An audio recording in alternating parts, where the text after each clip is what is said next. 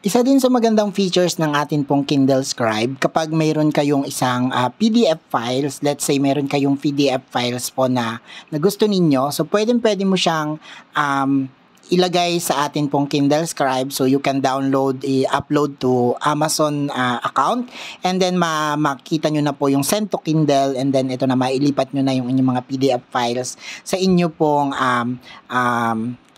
e-ink tablet. So, ang maganda dito, kapag mayroon kang PDF files, you can write dito. Halimbawa, mayroon kang gustong i-highlight. Halimbawa, gusto mo siyang i-highlight yung atin pong